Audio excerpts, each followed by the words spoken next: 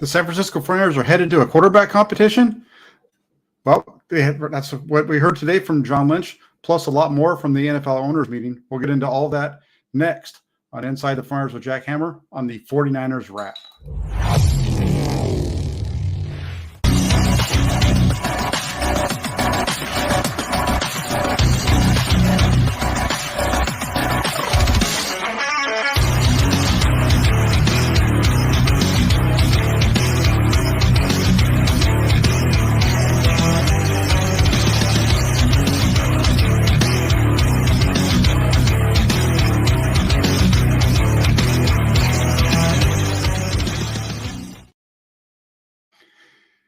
Hey everybody, this is Jack Hammer of the Santa Rosa Press Democrat. Hope you're all doing well. It is Monday and the 49ers brass is down in Arizona with the rest of the NFL for the NFL annual meeting, which is otherwise known as the NFL owners meeting. And today it was John Lynch's turn to check the media. Tomorrow morning it'll be Kyle Shanahan in front of the group to answer questions. And I'm sure the questions that he's going to be asking will be very much the same. As you probably have heard by now, there was talk about quarterbacks, wide receivers, offensive line, kickers. A lot of things going down today in Arizona. Want to shout out a couple folks over in the comment section already. We have Luke Walsh in the house. Says, "Hey everyone, how you doing, Luke? Good to have you on board." We have Bomber T as well. Says the Hammer. Hey Bomber, good to have you on board. And then also Raphael 5629ers who says, "Good evening, Jack and everyone." And he also says, like and subscribe. And that's one of the good parts about Raphael. Always keeps me on my toes, make sure that we hit all that. But it was an interesting day down in Arizona, listening to the interview with John Lynch. He met with the media down there this morning. And obviously the big news coming out of that is around the quarterbacks. And in particular, he was asked about where they are currently with the quarterback position. So I want to go through. We're going to hit a little on each of these. And let's start off with Brock Purdy. So to start with, he gave a little bit of a timeline with regards to Brock Purdy. Basically, John Lynch today stating that in 12 weeks, that's when they're going to get the next update with him is going to be 12 weeks post-surgery. So that's going to be right around June 2nd. Talked a little bit about this on the channel recently. That's a big date for the 49ers. You know, they have their mandatory mandatory minicamp coming up June 13th through the 15th.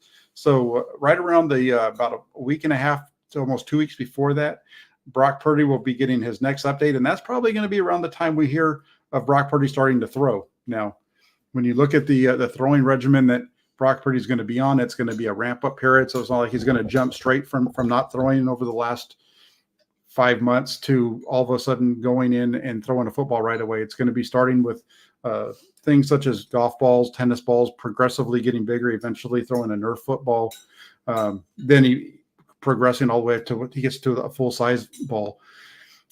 We'll see how that process goes. The expectation is that when Brock Purdy or the player is done with that period and that ramp-up period is done, they will be full go. And so that's currently been marked at the 6-month mark. That's what they've been saying. So if Brock Purdy takes us all the way out to the 6-month period that was mentioned originally on that original timeline, that would put Brock Purdy back in time for week 1. It would put Brock Purdy, the date that he'd be back is actually August 25th. So right after the final preseason game, but that's 2 full weeks prior to week 1 of the NFL season. Another thing to consider when you're thinking about Brock Purdy and his timeline to return is there's not very many guys who have undergone UCL injuries. 2 of the more well-known are Nick Mullins, and with Nick Mullins, former 49er, injuring at UCL in 2020, he had the same procedure that Brock Purdy underwent, the UCL internal brace procedure. And in Nick Mullins' case, he was back cleared 5 months post-surgery. So basically taking the information that we heard today from John Lynch, you take 12 months, that's when he's going to start, 12 weeks, that's when he's going to start to throw. 5 months would be right around that 20-week mark, which is right around July 28th. So here's what we know in terms of Brock Purdy and his return. It's likely to come somewhere between July 28th and August 25th. Could be a little bit sooner, could be a little bit later. It's not going to be sooner than the 28th, but it's going to be right in that It could be closer to the 28th. It could be a little bit closer to the 25th of August. We'll see how that all works out. But one of the things that John Lynch did mention today is that the hope for the 49ers is that they will be able to get Brock Purdy back in time for some training camp. So that is something to keep an eye on there. He was also asked about Brock Purdy, his position with the team, how that all shakes out, who would be the starting quarterback. And John Lynch stated today, very similar to what he stated back earlier this month when he was at the NFL Scouting Combine. Brock Purdy has shown enough to be the guy it's in the lead.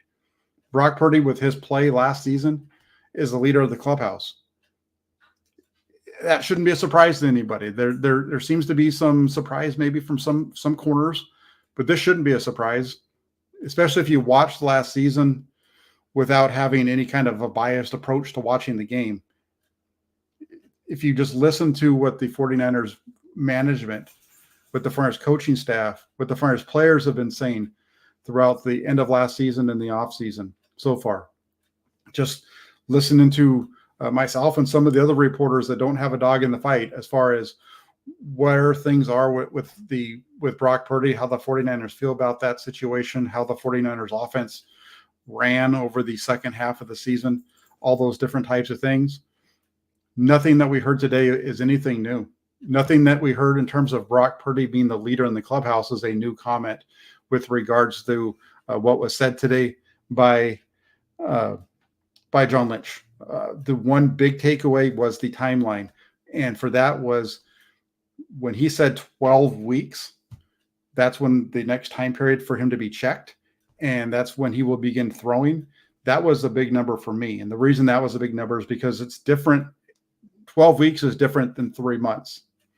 Just like 24 weeks is different than 6 months. So all the discussions and the timelines that we were seeing for the most part were based off of calendar months, whereas when it comes to medical discussions, they talk about those in terms of 4-week periods. So for Brock Purdy, from the beginning of surgery till the beginning of throwing, that's 3 months. Well, it's actually 12 weeks. For Brock Purdy, from surgery date till recovery, that 6-month window, that's actually 24 weeks. And like I said, 24 weeks brings Brock Purdy back around the 25th of August would be the date there. So that's a good news there for the 49ers. You know, you kind of look at this, and like I said, one of the things that he mentioned is that their hope is that he is going to be ready to go during training camp. I would expect, again, that date's going to be somewhere between July 28th and August 25th that Brock Purdy will actually be taking part in practice. Purdy's going to be in Santa Clara throughout that time period anyway. He is being monitored already by the 49ers strength and conditioning staff who are going out to Arizona and meeting with him. John Lynch stated that they would be meeting with Brock Purdy today as well, since they're already down in that area. But Brock Purdy's going to be up here. He's going to be working out under the watchful eye of the 49ers strength and conditioning staff. He's going to be around the team. It's not like he's going to show up on the date that he's ready to go, and that's going to be his first time that he's around the team. He's going to be here throughout training camp. He's going to be here throughout the offseason program is the expectation. So we'll see how that works out. But right now, if you look at the way where he is, he's actually currently rehabbing in Arizona under Dr. Keith Coker. Coker is a physical therapist who has more than 40 years of experience working with athletes, in particular pitchers, throwers. He was actually recommended by Dr. Keith Meister. Dr. Meister is the one who did the internal brace procedure for Brock Purdy. And so he has good people that have been through this with a number of other athletes working with his comeback. And so we'll see how that all progresses. Everybody's different. That's the one thing. So that's why we can't say it's going to be that 5 months. It's going to be the 6 months. It would have to go past 6 months in order for him to be not cleared a couple of weeks before week 1. And remember, by that time, they're expecting him to be full go. And like I said, this is what John Lynch said today regarding Brock Purdy and who would be the starting quarterback. And he says, I think Brock has earned the right with the way he played, that he's probably the leader in the clubhouse. I'll let Kyle make those kind of decisions, but I know when we talked, Brock probably has earned that right to be the guy. if we were to line up, he probably would take that first snap. And one thing that said to me too is that there's been discussions between Lynch and Shanahan. We'll get more information tomorrow. It's going to be interesting to see how Kyle Shanahan answers this question, because I'm sure he'll get the same questions. So it'll be interesting to see. The other thing that he did talk about today is Trey Lance. Obviously, when you're talking about the situation around the quarterbacks, you got to talk a little bit about Trey Lance. And what does this mean for Trey Lance? Where does he fall in this whole hierarchy? And I think it's pretty clear here when you look at the way that this is setting up, and John Lynch mentioned it. This has been pretty clear since Super Bowl week, when both Brock Purdy and Trey Lance were on Radio Row, and they were having their separate interviews and whatnot, that there is going to be a quarterback competition in Santa Clara between Brock Purdy and Trey Lance. One of the things that we heard today was that it's not going to be just Trey Lance and Brock Purdy. It's going to be Trey Lance and Brock Purdy and Sam Darnold. And they said we're still very excited about Trey, but I think the way Brock played, he has earned that right to be the guy, but it's certainly a competition. We'll always have that. And that's shouldn't be a shocker to anybody that the 49ers want to have a competition. I think it's important to understand that although there's a quarterback competition that's going to be taking place, that doesn't mean that there's not a hierarchy going into it. If Brock Purdy is practicing day one of training camp, I would expect that the depth chart to look Brock Purdy working with the ones, Trey Lance with the twos, Sam Darnold with the threes. And then from there, depending on how they perform, there can be some fluctuations. Maybe they move Lance and Purdy around one day just to see who's working better with the ones and who can move it and whatever. But there's always a hierarchy of these things. But at the same time, that doesn't mean you can't have a solid competition and evaluate based off of things such as decision making and that kind of stuff, which Kyle Shanahan's talked quite a bit about. One of the things that's come up is when it comes to Trey Lance is the possibility of trading him. And that was a question that was asked to John Lynch today was, is it possible that you could trade Trey Lance? And what he said was this: we like Trey on our team right now. Cal and I always joke, we trade each other if someone gave us a good enough deal. So we'll listen to, but we like Trey on our team, and we're very excited about the way he's progressing and his opportunity. I think he's chomping at the bit to get out there and get back under center and be healthy again. And that's it. Didn't say for sure that he's going to be back. He kind of left a little bit open. Some folks I've seen talking about this maybe leading to Trey Lance getting traded prior to training camp. Actually, Trey Lance getting traded during the draft even. I'm going to stop there, and I'm going to say it's highly unlikely that Trey Lance is going to get traded during the draft. I think it's highly unlikely that Trey Lance gets traded before sometime around the middle to end of training camp. I just don't foresee the 49ers wanting to go through the situation where what they went through this last year, going from Purdy to Lance to Garoppolo to Purdy to Josh Johnson and back to Purdy when he couldn't throw. I don't see them wanting to do any of that kind of thing. I think the only possible way that Trey Lance gets traded by the 49ers this offseason is Brock Purdy comes back healthy. That's number one. Number two, you have a rookie that gets drafted by the 49ers, or maybe there's another middle-of-the-road veteran quarterback that they bring in for very cheap, which I don't foresee, but I think it's going to be more of a rookie. And they feel comfortable with that player as being able to be their number three if they were to make that move. And then last but not least, it's the quarterback competition that's going to take place between Trey Lance and Sam Darnold. If Brock Purdy's healthy, if they feel comfortable with a rookie, and if Sam Darnold performs at a level to which he's as good, if not better, than Trey Lance during training camp in the preseason, that's the point at which I can see the 49ers pulling the trigger. Now, remember, right now, Trey Lance carries a $9.3 million cap hit for the 2023 season.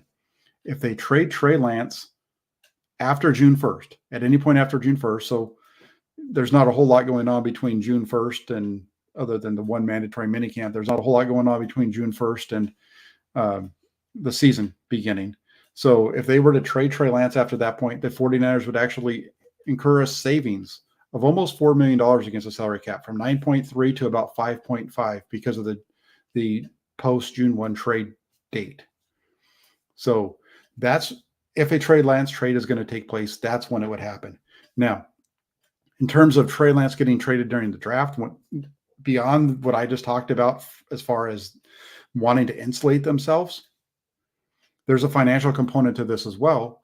And Trey Lance being traded prior to June 1st would actually cost the 49ers almost $2 million more against the cap. So Trey Lance would go from $9.3 million this season all the way up to $11.18 million. It makes no sense financially for a team that's strapped up against the cap already to have that, because in order to fit everybody else on their roster, they're going to have to, they'd have to suck money away from somebody else that push money into forward, into future years. So I just don't see Trey Lance getting traded before at the draft. I don't see him getting traded before sometime in the middle of a training camp. I just don't foresee it. The 49ers are, I think, going to be smart about this. The only way that Trey Lance would be traded sooner is if you bring in a guy like Lamar Jackson. Lamar Jackson's the name that's out there. Lamar Jackson, who asked for a trade from the Baltimore Ravens earlier this month. Likely not to happen. So I think we're going to see Trey Lance here throughout. And in terms of the quarterback competition, I can't wait to see this. I can't wait to see the way that they put this together.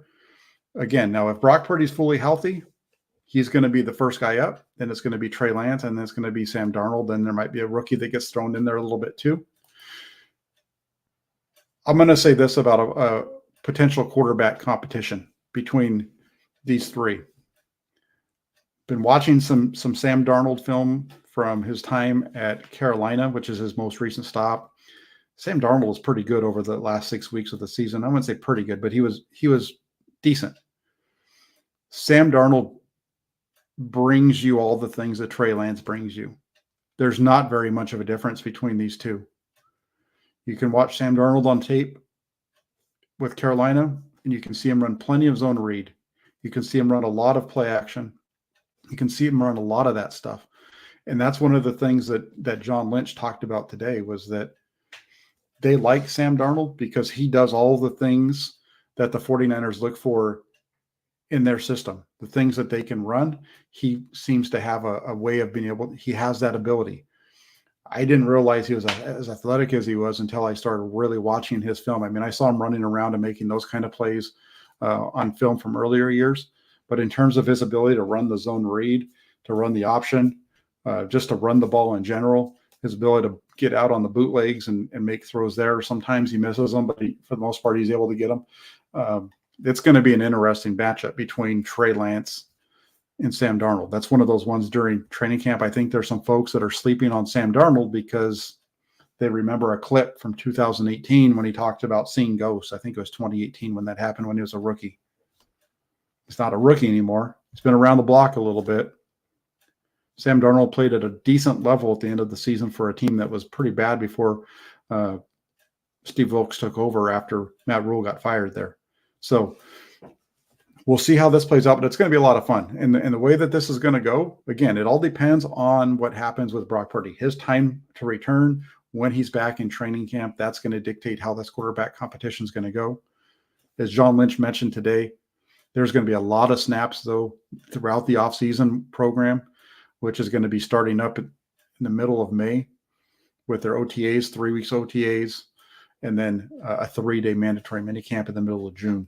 So June 13th through 15th. So this 49er quarterback competition is going to be a lot of fun. Definitely something to keep an eye on. And I think it's going to be really interesting. And I've seen people talk about the 49ers making a mistake here. I don't know how they're making a mistake. What they've said so far is that if we started today based off of what happened last year, Brock Purdy would be number one. I don't understand why that's a surprise. If you think that the 49ers are screwing up by saying that, I don't understand it. The 49ers players have said that. The 49ers players understand that that's the case. Trey Lance has said that. Trey Lance has said that he feels like he needs to go and he needs to beat out Brock Purdy. So why do people outside of the 49ers organization have a problem with John Lynch saying that, yeah, right now it would be Brock Purdy and there's going to be a competition? I don't understand it. Maybe you guys can inform me of what I'm missing here. Having competition is good. If Trey Lance comes out and he is the best guy, they're going to win. They'll be fine. If Brock Purdy is the guy that gives them the best chance to win, and he's played at a high level, and he's right back to where he was last season, and his arm's doing fine, they're fine. If Sam Darnold comes in and blows everybody away and takes the job from the other two guys, so be it. One of the things that we should have known by this point is that the 49ers roster is as good as anybody in the NFC. Right there with everybody else in the NFL. So we'll see how that works out.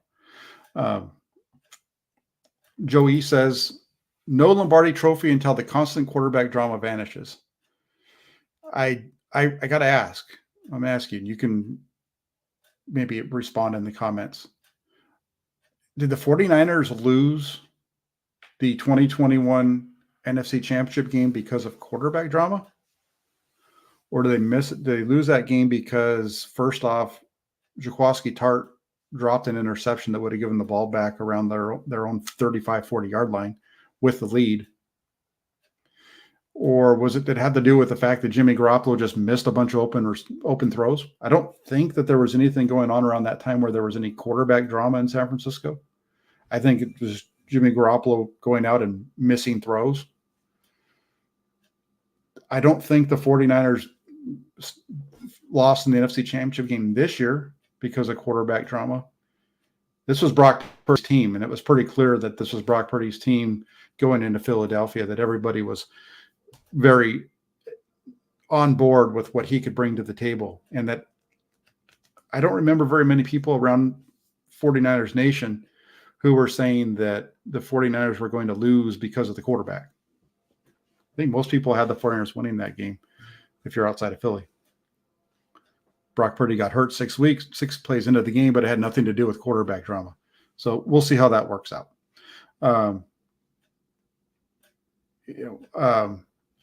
The other piece of this is it's important to remember, too, where the 49ers were over the second half of the season. They had picked up Christian McCaffrey right before the bye week. They lost a game against Kansas City. That was the week when they were kind of bringing him in. The next week down to Los Angeles, that was Christian McCaffrey's first full week with the team. They won that, and they ran the table all the way through until the NFC Championship game. You had Jimmy Garoppolo play at a very high level, the best that he's played, partly because I think of what Christian McCaffrey was bringing to the table. And then you had a rookie who didn't work with the starters other than throwing some balls to him during the throwing on air portion of camp, of practices, who hadn't really worked with the ones, step in and run the offense better than Jimmy Garoppolo. So it'll be interesting to see how this works out. Now, is Trey Lance the long-term solution? Is Brock Purdy the long-term solution?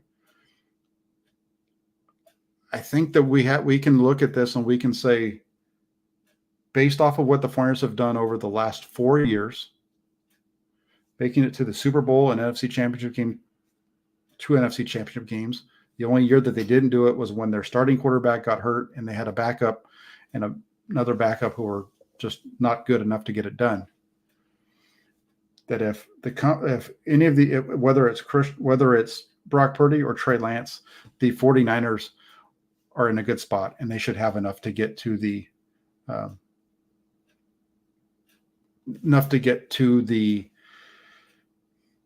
NFC Championship, get into the playoffs. I think this is a Super Bowl worthy roster. All right, Brandon Aiyuk, 5th-year option. This was another piece of the discussion today. John Lynch was asked about Brandon Aiyuk, and he said that the 49ers like Brandon Aiyuk and that he plans to exercise Aiyuk's 5th-year option. He also talked about how there are several teams that have been reaching out to gauge interest on the receiver, saying that it's interesting when you're at these functions, meaning the owners' meetings, the combine, that there's a lot of people that ask about him. They really appreciate Brandon Aiyuk's game, and they see that Brandon Aiyuk is an ascending player. Makes sense. Aiyuk's coming off a 2022 season that saw him lead the 49ers in catches and receiving yards. His first 1,000-yard receiving season in the NFL. He finished 2nd on the team in touchdowns with 8. The 49ers, if they decide that they want to exercise the 5th-year option on Brandon Aiyuk, it will cost them $14.12 million against the cap in 2024. Now, here's the one thing to pay attention to. The date that the 49ers have to exercise this 5th-year option by is May 1st. May 1st is after the draft.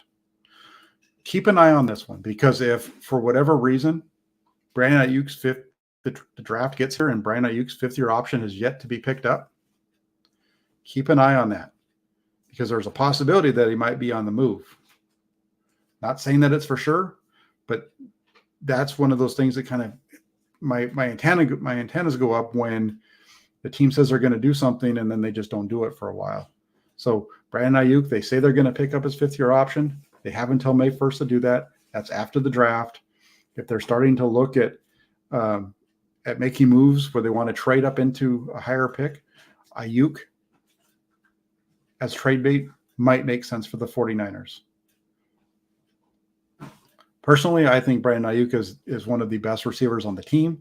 I don't think he's a top receiver. I think that's still Deebo Samuel. He's the guy that's the game changer for this offense. But Brandon Aiyuk is a solid 1B wide receiver 2.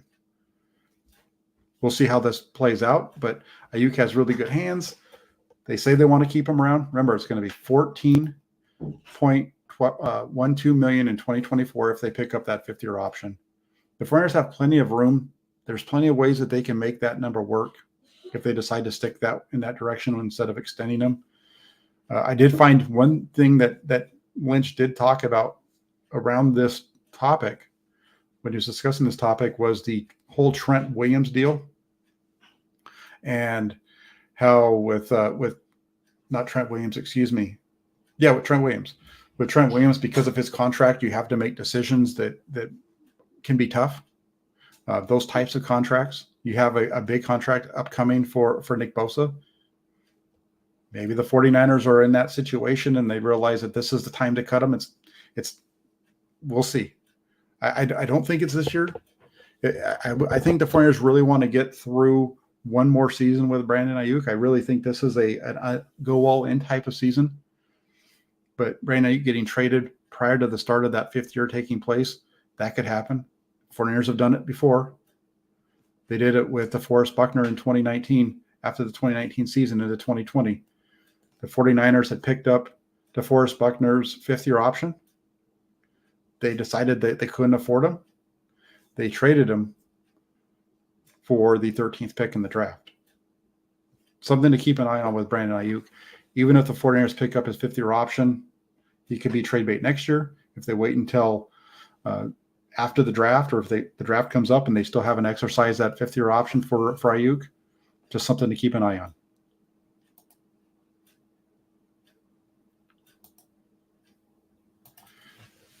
On Friday, the 49ers announced that they had gone out and made a trade for a kicker. They picked up Zane Gonzalez. Zane Gonzalez had been kicking for the Carolina Panthers. The 49ers went out, made that deal Friday.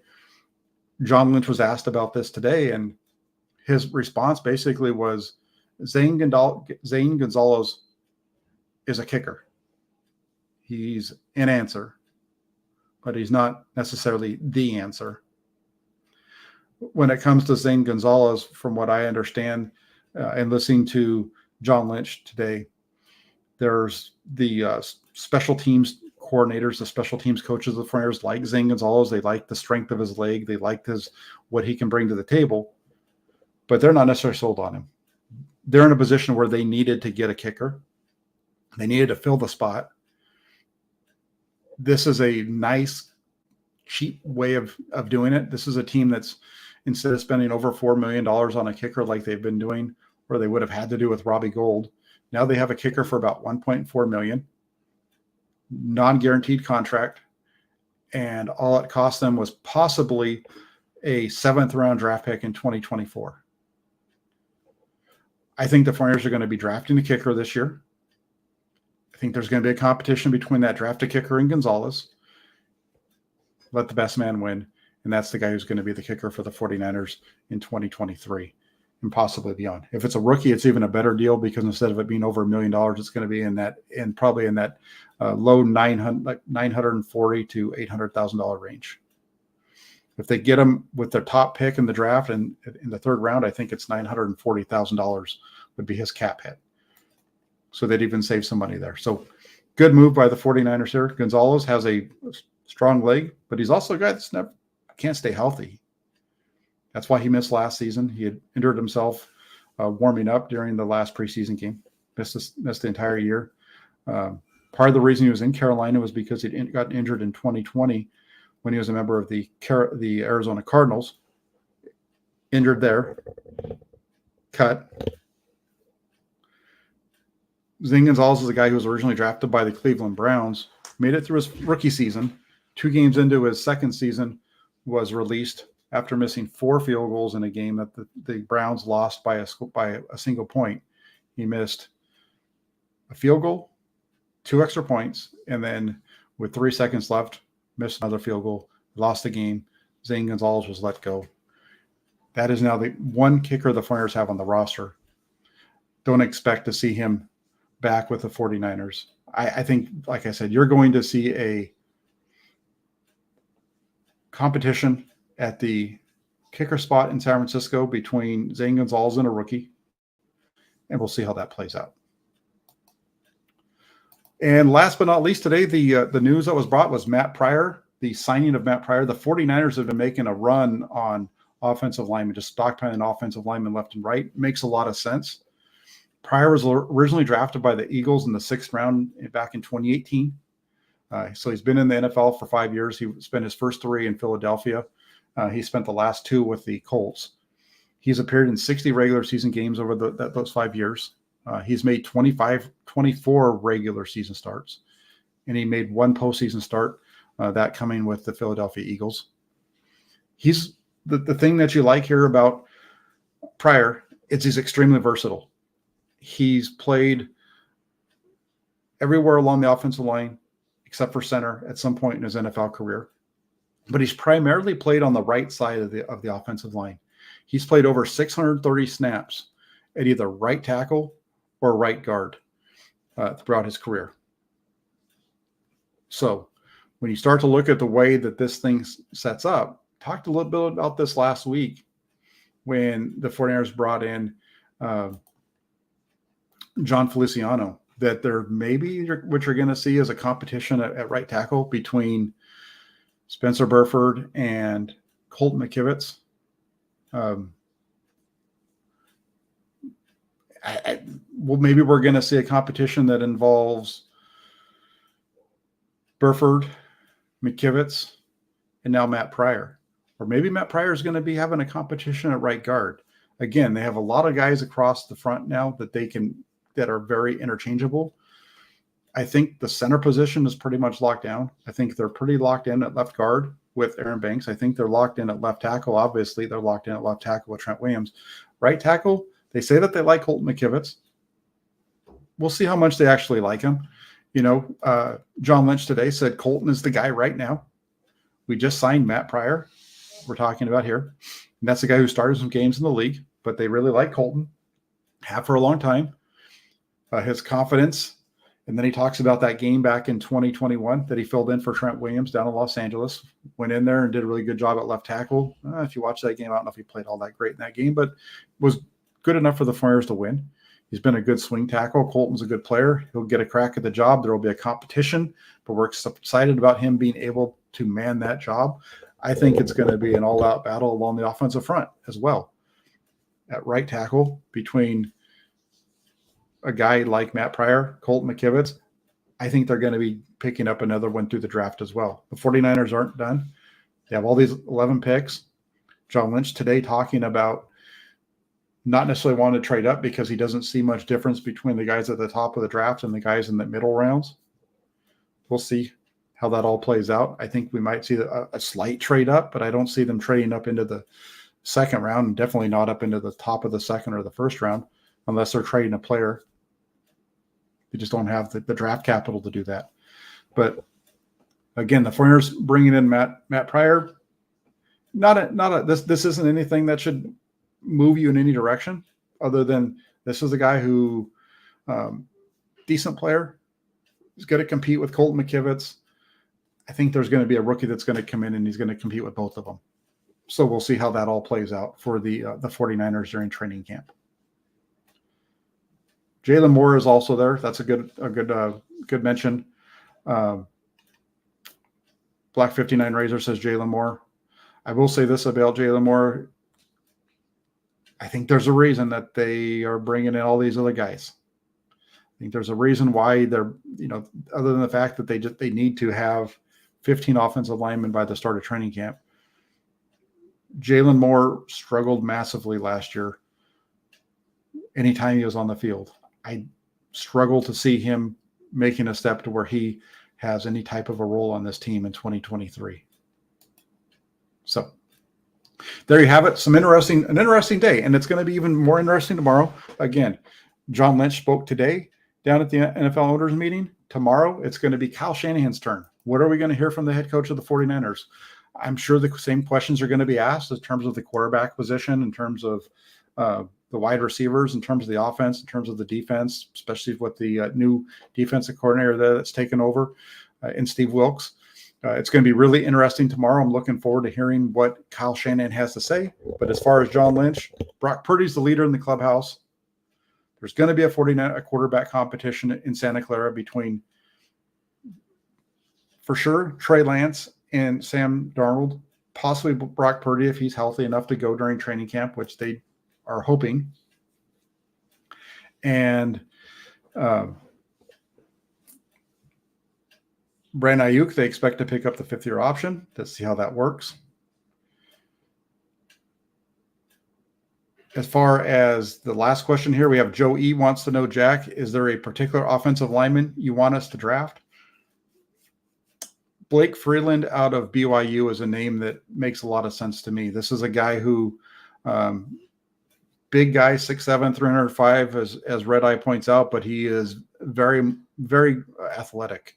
I kind of picked him out prior to the scouting combine as a player to watch. He went out and performed really well there. You look at his film, he has some things to work on. I think if the 49ers are able to pick him up, that would be a really solid selection for the 49ers. Blake Freeland out of BYU.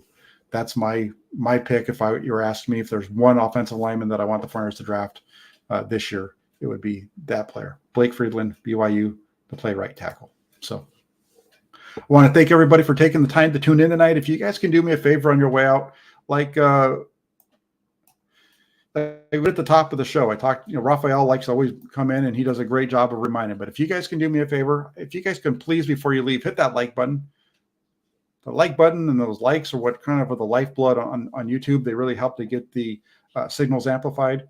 So if you could hit that like button for me, then also hit subscribe. And if you not already subscribed to the channel and you hit that subscribe button tonight, make sure you also hit the little bell notification so you don't miss any of the information as we go live. Whether I've come on to do a longer show like tonight for about 40 minutes, or I'm coming on just for 5 minutes to give you a quick update on news that's taken place during the day.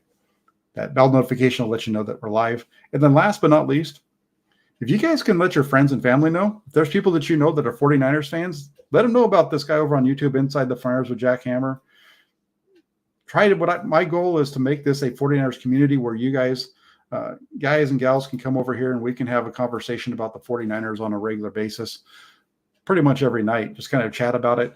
Here, you guys can be a part of the comment section. Want to build this into a community where it's straightforward stuff, not a lot of, crazy theories, but you're going to hear one every once in a while because that's why I'm crazy sometimes. So, but hit that like button, hit the subscribe button, hit that bell notification. Let your friends, your family, other members of the 49er faithful know about Inside the 49ers with Jack Hammer over on YouTube. And also get over to 49ers.pressdemocrat.com. That's the Inside the 49ers blog at the Santa Rosa Press Democrat, and you can get all the written updates there. Thank you, everybody, for tuning in. I look forward to being back with you tomorrow night for another episode of 49ers Wrap with Jack Hammer. Take care, everybody. Have a great night, and we'll talk with you soon.